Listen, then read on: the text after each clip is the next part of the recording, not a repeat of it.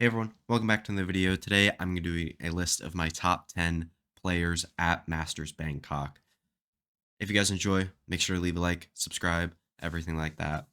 If you're interested in me ranking players, I will be doing my player rankings on my Twitter. Link is in the description for that. I'm going to be tweeting them out as teams get eliminated. So once both Pacific teams get eliminated, I'll tweet that out. Once both America's teams get eliminated, I'll be tweeting that out, EMEA, and so on and so forth. I won't be doing China. Don't know enough about that region. Might start to get some of that in towards the end of the season. We'll see how much China I'm able to watch. But yeah, overall, I do think these lists are pretty interesting. But first, before we get into it, we do have to talk about my specific criteria for this list. So this is not how good these players are overall. It's how good they'll be at this event, which do kind of have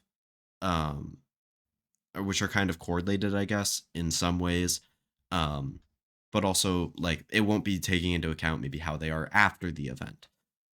It's just how they will be at this event. I will be heavily taking into account how deep players in the tournament go. So obviously the best players in the tournament are going to go deep. So you'll see in my pick'ems video that will be coming out after this one. I am recording this one before my power ranking as well. I'm actually recording them in reverse order. I did my pick'ems, my power rankings, or my top 10, and then I'm going to do my power rankings after this. But yeah. I also am not going to take any IGLing / mid rounding into account. So there will not be any IGLs on this list. I'll tell you that much for right now.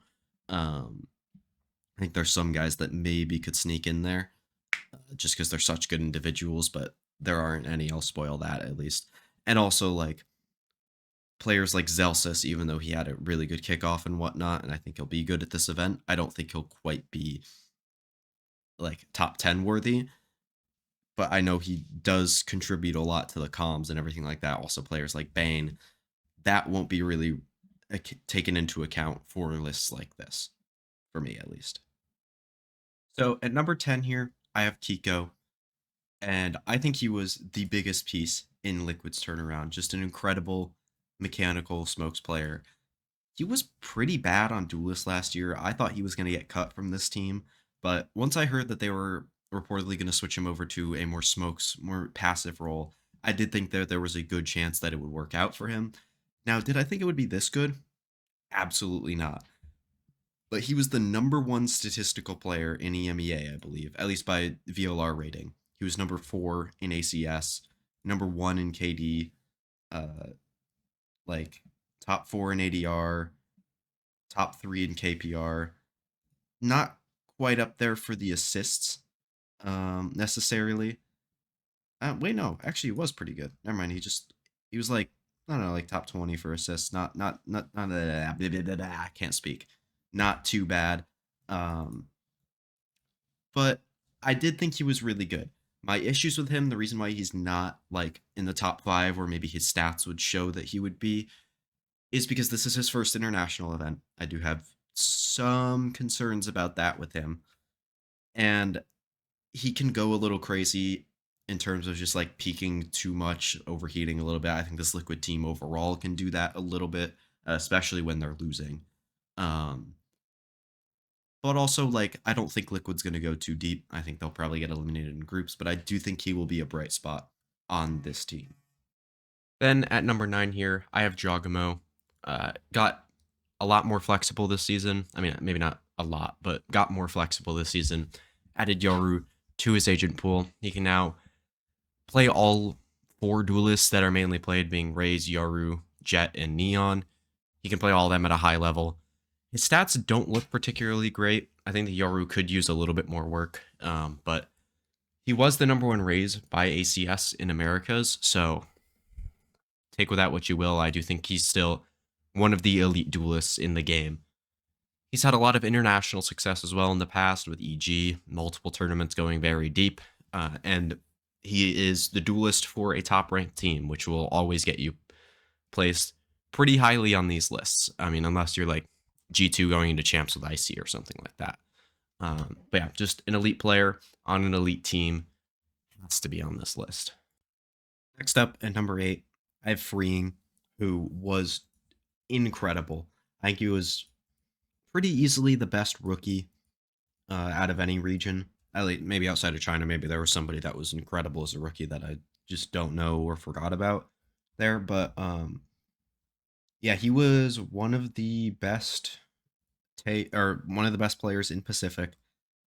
Top 5 in rating. I think top, where is he?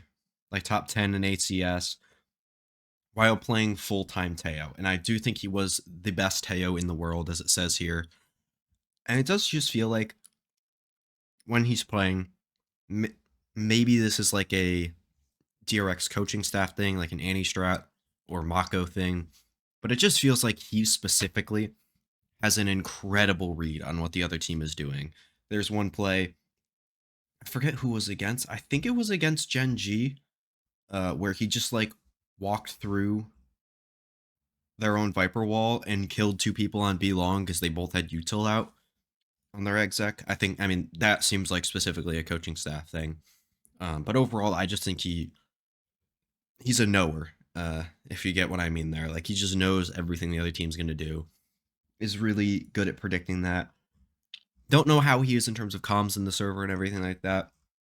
But I think in terms of value, the best Teo in the world is pretty up there right now, especially with how strong Teo is in the current meta. Then moving on to Chichu at number 7. He's just another one of those players that's been consistently great at international events. I even think while EDG was kind of struggling at the beginning of last year, I still think he was a big piece to this team and a really great player. And I do think he is probably at worst the second best lurker. I would still put Nats number 1, probably. I don't know. Maybe it got worse with the IGLing. I don't know. But like it's between him, you got Les in there, and Nats. I do think there are 3 like elite level lurkers at this tournament. But I would put him probably at number 2. Um, so yeah, he's just incredible. Great mechanics. Can play a bunch of different stuff now. Like he plays the Sentinel. He also plays a lot of controller for this team with the Omen, and I believe he played a little bit of Astra as well. So yeah, just an elite of the elite players here. Then at number 6, I have Trent, just outside my top 5 because I do think there are some incredible players at this event. But I do think he's probably the best Sova in the game right now. The only reason I have him, like, I am a little bit reluctant to say he's the best initiator in the game right now, is because we don't really know what's happening with Leo. Obviously, he would be the number 1 initiator player if he came back, but also there's players around the world like Rienz and Trex that can get into that conversation. Maybe not Rienz as much because he like isn't uh, at this event, but I do think Trex could maybe get into that conversation at this event, and we'll have to wait and see a little bit before we really crown Trent as that number 1 initiator player. But he definitely is a player that I feel like he gets underrated just because of how good the rest of the team is here. Like, everybody always talks about Jogamo with this team, obviously, because he is the fun, pacey duelist player that can play pretty much anything, which really reasonable. Jonah P is kind of that guy that throws the flashes and like is the big support player that I think everybody goes, oh well, he gets underrated because he's like playing more supportively or whatever.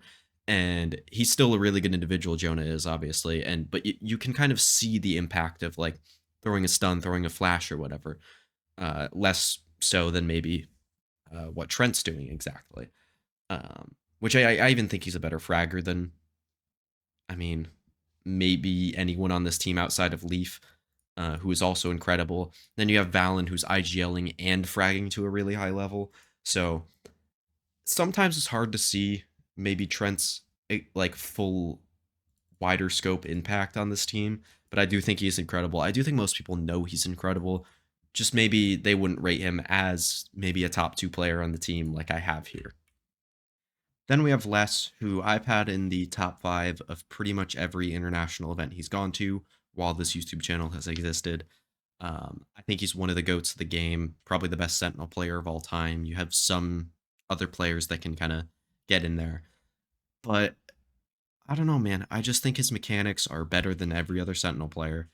Maybe outside of like Alpha Year, I think you could fit in there um, to be better than him. Oh my god, I completely forgot. Oh no, he is the other tier 1 Sentinel player that I have in EMEA. I'll give you that for a spoiler. But like him in there, like in terms of all time, I wouldn't put Leaf in there quite yet. Um,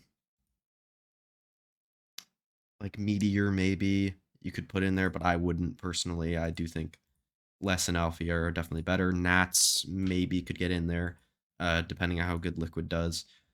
I wouldn't put Benji in that conversation yet either. Just I don't know. I think he is easily the best Sentinel player of all time. I think you can argue that he is one of the greatest players of all time, like in the top 5 or whatever that, or whatever you want to put him there.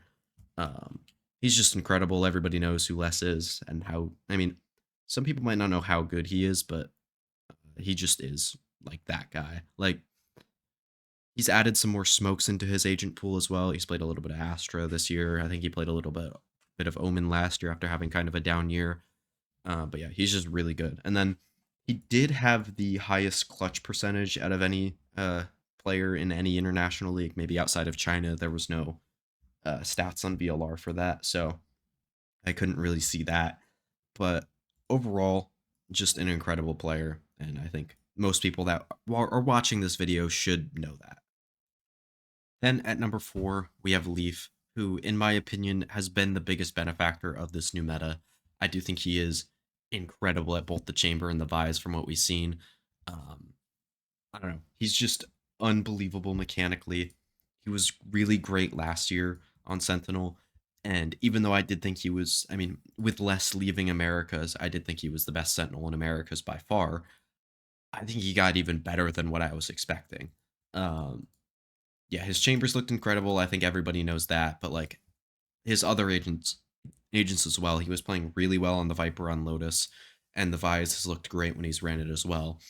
Just being able to be more of an active player, both on the chamber and I think on the Vise even would let him do that a little bit more when he's played some Initiator in the past. And he Vise is a little bit like that on the defensive side where he can kind of use the flash cycle to gain information as well.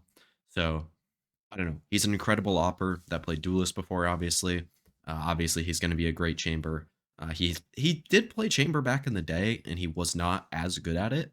But now he's, I mean, probably the best chamber in the world currently, right now. And then his run throughout kickoff, he was incredible statistically. Like I think he was at least a top 2 player statistically. Yeah, okay, he number 1 VLR rating, number 3 in ACS, number 2 in KD. If you don't count Penny, he's number 1 in KD and number 2 in ACS. Number 1 or number 2 ADR by like 1, not even. Number 1 in KPR and so on and so forth. But if you add the grand final back in, he moves down to maybe like 1, 2, 3, 4, 5, 6, 7th. If you don't count B Dog and Penny, then he's top 5 in rating. But he did have a rough grand final compared to the rest of the tournament. And I do think there is something to be said about him having some trouble in these high pressure games in the past with G2 and with C9. I think C9 specifically, it was kind of bad. But overall, I do think he should have a great tournament in Bangkok, be a big reason why G2 made it far, or make it far, and yeah, just be overall incredible. Then into this top 3 that was very difficult to order, and even the top 5. I think the whole list was really hard, but like the top 5 to 6, like front and up, was really hard for me. But number 3, I have to have Kang Kang here. He's easily the best player in China, and it's not really close. Obviously, Chi was earlier on this list, but I do think he is in a different tier than Chi even in terms of Chinese players. I do think he's slowly over the years become a more disciplined player. Holy cow, I cannot speak. Like I even think towards the end of the Chinese kickoff, I do think he was even more disciplined than maybe he was during champs even. Obviously, he's gotten better than he was even at the beginning of last year as well. But yeah, I think he's slowly becoming maybe a more normal duelist player. He still does do some crazy shit that normally ends up working out because it's Kang Kang. And I do think he is one of these players that can truly carry you through a map, like full deadlift a team and win you a map solo. He is a he's one of the few players in the world that can absolutely do that. There aren't many, I'll tell you that. Like I would say the two guys left on this list, probably, as well as less, maybe. Um, that'd probably be it. I did not mean to do that. You guys can see my fucking Google folder.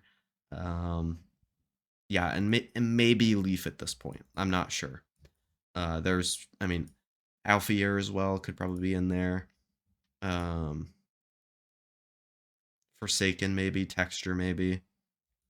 Uh, those would be really the only guys that I think would be in contention with that. Just the best of the best players that can really carry you through. And I mean, honestly, he's been carrying an entire region for his whole career, which is absolutely insane. Now, I have Durkit at number 2, another one of the goats of the game, has won 2 titles with Fnatic. And I do think last year was a bit more of a rough year for him, especially at times like throughout the middle of the season, like stage 1 and 2 specifically. I did think he had some struggles in there. But overall, this year does seem to be back with a vengeance. Looks incredible on everything Vitality is putting him on. Specifically, the Raze and the Yoru, I think, are his 2 best agents right now. I don't even remember watching him play chat, honestly. Was that? Oh, yeah, that was on Abyss. Never mind. I do remember that.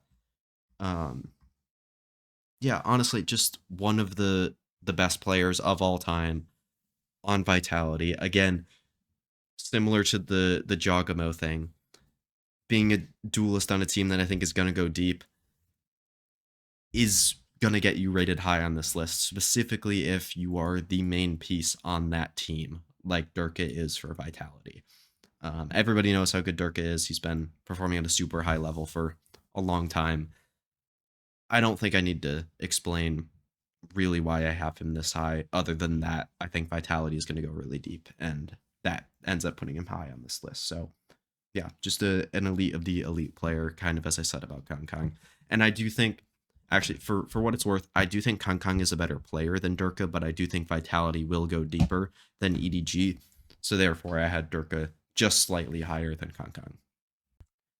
Then at number 1, I have Zekin, who has added Yoru to his already great agent pool as well. I mean, he had some of the best highlights out of any player. Now, does that really matter that much? Not really, but I do think, I mean, some of the highlights that he had, specifically against Loud, that 1v5 was amazing. He also single handedly kept Sen in multiple games, including that Loud game. I also think he played, I think it was it the MIBR game that I'm remembering? Let me pull it up again. I have to keep refreshing myself while doing this. Um, yeah, okay. Yeah, he was incredible in the MIBR game. Obviously, he had a bit of a rough one against G2. I also think he had a little bit of a rough one against 100 Thieves. Maybe not a rough one, but like played a little bit worse against 100 Thieves. But that was when Sen was kind of a little bit mixed up with what they were doing, kind of playing some of these comps for the first time on stage. But he did get progressively better as the tournament went on. And I do think he is the best player in the world right now. That's why I have him number 1. Now, I do think that Vitality, maybe EDG, and I do think G2 will probably go further than Sen in the tournament. But I also just think Zekin is the best player in the world and on a top 4 team at this event, probably, in my opinion. So that'll get him number 1 here just because he is that good.